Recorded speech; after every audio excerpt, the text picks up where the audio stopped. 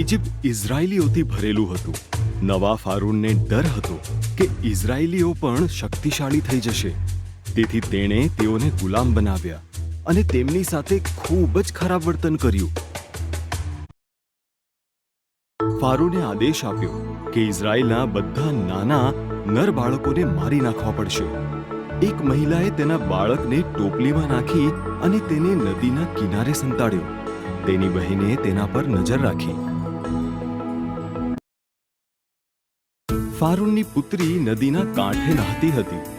તેને એક બાળક મળી આવ્યું અને તેને રાખવાનું નક્કી કર્યું. તેની બહેને તેમની માતાની સંભાળ રાખવામાં મદદની ભલામણ કરી. રાજાની પુત્રીએ તેનું નામ મૂસા રાખ્યું. મૂસા મોટો થયો. એક દિવસ તેણે એક ઇજિપ્તની વ્યક્તિને ઇઝરાયલીને માર મારતા જોયો. મૂસાએ ઇજિપ્તની વ્યક્તિની હત્યા કરી. પછી તે મિદ્યાનમાં ભાગી ગયો અને 40 વર્ષ સુધી ઘેટા પાળક રહ્યો. મૂસા હોરેબ પર્વત પર તેના ઘેટા સાચવતો હતો. બળતા ઝાડવામાંથી ઈશ્વરનો અવાજ આવ્યો.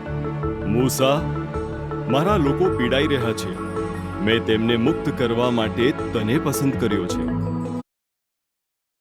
હું નહીં કરી શકું. મૂસા રડી પડ્યો. હું તને મદદ કરીશ. ઈશ્વરે વચન આપ્યું, તારી લાકડી નીચે ફેંકી દે.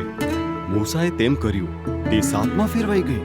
જ્યારે તેણે તેને ઉપાડી ત્યારે તે ફરીથી લાકડી હતી. તારો હાથ તારા જબ્બામાં નાખ, ઈશ્વરે કહ્યું. મૂસાએ કર્યું. તેણે જોયું તે રોગથી ભરાઈ ગયો હતો. જ્યારે તેણે ફરીવાર તેમ કર્યું, તે સાજો થઈ ગયો. ફારૂનને એ બતાવ, ઈશ્વરે કહ્યું. મૂસાએ કહ્યું, હું સારો વક્તા નથી. ઈશ્વરે કહ્યું, હું તને તે શબ્દો આપીશ. તારો ભાઈ હારૂન મદદ કરી શકે. તેથી મૂસાએ ઇઝરાયલીઓને મુક્ત કરવા માટે ફારૂનને કહ્યું.